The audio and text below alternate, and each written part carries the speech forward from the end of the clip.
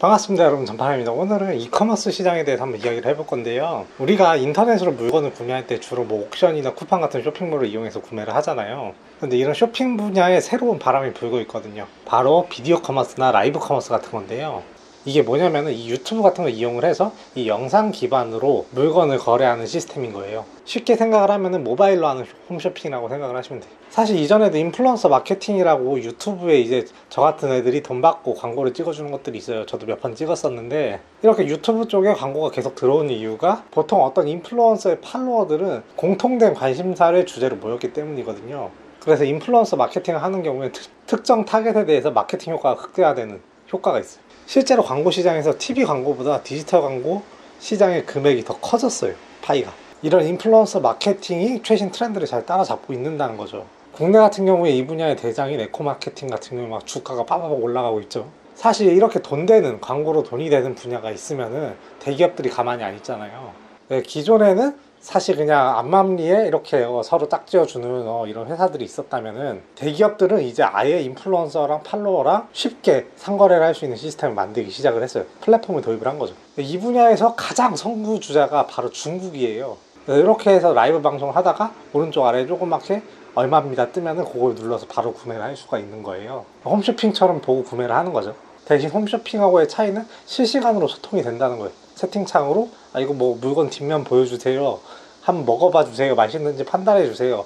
자기가 좋아하는 인플루언서가 그 광고를 하면은 직접 들어가서 소통을 할 수가 있다는 거예요.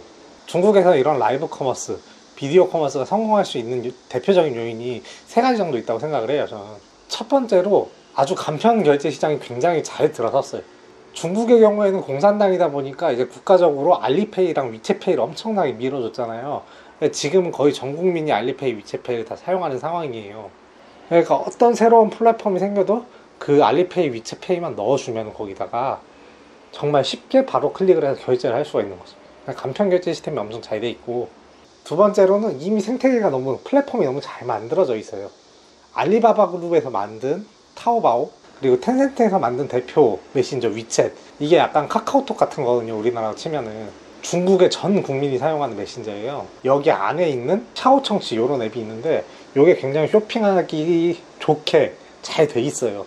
라이브 커머스 기능도 다 안에 들어가 있고, 그러니까 실제로 쇼핑하는 이용자가 거기에 접근해가지고 이거를 다른 사람한테 공유하고 그리고 결제하는 그 시스템, 일련의 시스템이 너무나도 잘 돼 있어요. 그리고 세 번째는 인플루언서의 신뢰성이, 약간 중국의 특이 케이스긴 한데, 중국 같은 경우에 굉장히 짝퉁 시장이 많고 약간 물건을 지네들도 서로 못 믿는 거예요. 하지만 자기 자신을 일반인이라고 이야기하는 인플루언서가 나와가지고 그 제품을 소개한다 하면은 왠지 신뢰도가 쭉 올라가는 거예요. 실제로 이런 인플루언서들의 신뢰도가 굉장히 높고, 그리고 실시간으로 소통을 하기 때문에 이 인플루언서와 내가 느끼는 그 친밀감이 이 시장 성장의 주요 동력이라고 보고 있어요. 그러니까 이렇게 중국에서 라이브 커머스 시장이 빵 떠버리니까 글로벌 시장에서도 굉장히 관심이 많죠. 뭐 이미 이용하시는 분들도 있겠지만 인스타그램에 쇼핑 기능이 있죠.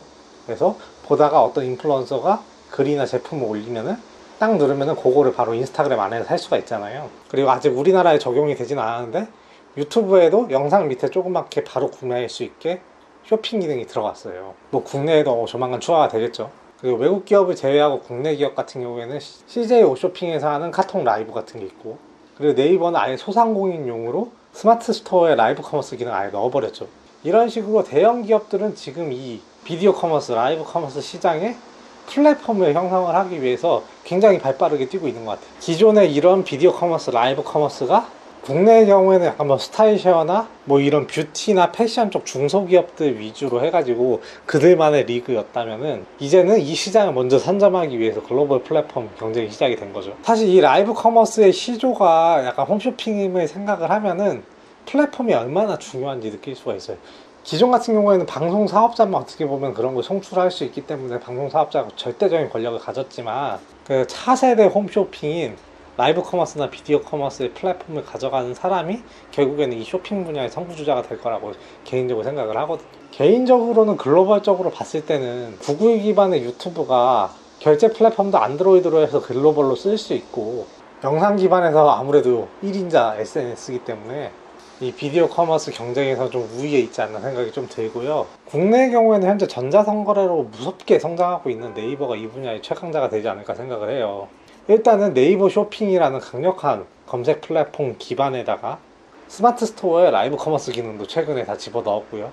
그리고 간편결제 확장을 위해서 네이버 파이낸스도 만들었잖아요. 실제로 네이버 페이가 써보면 굉장히 사용하기 편하거든요. 아직까지 간편결제는 뭐 다른 거에 비해서 약간 부족은 하지만 국내에서 이만큼 하는 데가 뭐 카카오페이 정도밖에 없다고 생각을 하거든요. 하지만 이런 네이버의 약점은 자기네들이 인플루언서가 활동할 수 있는 무대가 없어요. 네이버 TV는 상당히 좀 부족하고요. 인스타그램 같은 SNS 서비스는 아직 없잖아요. 미투데이도 망했고. 인플루언서가 성장하는 플랫폼으로서 어떻게 보면 문제가 있긴 한데, 사실 이런 라이브 커머스를 생각하는 유튜버들은 국내에서는 대다수의 사람들이 네이버 스마트 스토어랑 같이 연결해서 하거든요.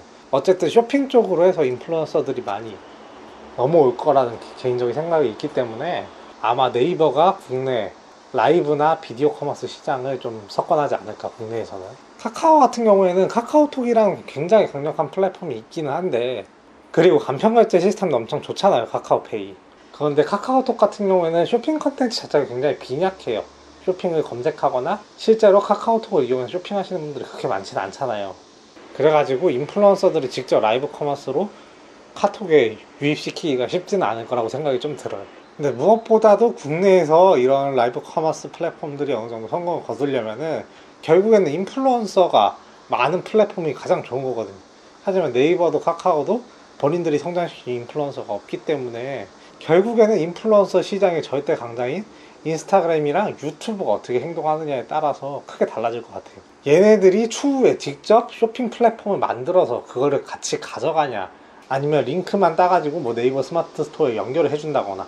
사실 국내 업체 입장에서는 약간 후자가 훨씬 더 괜찮을 것 같지만, 물론 아직까지 뭐 유튜브나 인스타그램에서 쇼핑 플랫폼을 뭐 하고 있는 게 없기 때문에 사실은 뭐 거기까지 갈 거라고 생각이 되지는 않지만, 만약에 아마존이나 이런 사람들이 라이브 커머스 시장에 뛰어든다면은 충분히 저는 가능성이 있다고 생각을 하거든요. 그리고 개인적으로 이 시장이 굉장히 커질 거라고 생각하는 이유가, 이런 라이브 커머스나 비디오 커머스의 주요 이용층이 현재는 10대나 20대거든요. 아무래도 새로운 플랫폼이고 뭐 결제 시스템이나 이런 게 있기 때문에 약간 뭐 중장년층이 당장 접근하기 조금 어렵잖아요. 그런데 최근 트렌드를 보면은 유튜브 시청 시간 1위가 50대 이상이에요. 이게 시간이 지나면 지날수록 중장년층의 유튜브 시청, 비디오 시청 시간이 늘어나고 있어요. 근데 소비력을 보면은 40대 이상의 중장년층들이 굉장히 소비력이 강하거든요. 시간이 지나서 어느 정도 플랫폼이 안정적으로 정착돼서 중장년층이 이런 라이브 커머스 플랫폼에 쉽게 접근할 수 있다면 개인적으로는 잠재 수요가 엄청나다고 생각을 해요. 지금 홈쇼핑 시장도 사실은 거의 중장년층 위주로 돌아가잖아요. 이게 되니까 생각을 해보세요. 송가인이 파는 영지버섯, 임영웅이 파는 라텍스 베개, 뭐 판매량이 1만 개 돌파했습니다. 기념으로 노래 한 곡 하겠습니다. 뭐 이러면 사람들이 다들 볼 거 아니에요.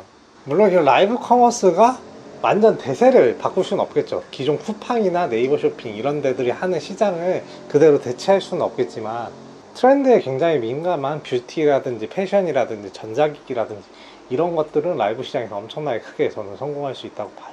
실제로 뭐 앞으로 미래에 이런 것들이 계속 적용이 될지 안 될지 모르겠지만, 시간이 계속 지나면은 쇼핑도 더 재밌게 하는, 집 안에서 더 재밌게 즐길 수 있는 어떤 놀이 문화로 변화하지 않을까, 저는 개인적으로 그렇게 생각을 합니다. 물건 사는 것만큼 재밌는 게 없잖아요. 어쨌든 오늘의 영상 여기까지고요. 유익하셨다면 구독과 좋아요 부탁드립니다. 감사합니다. 정말 감사합니다. 안녕.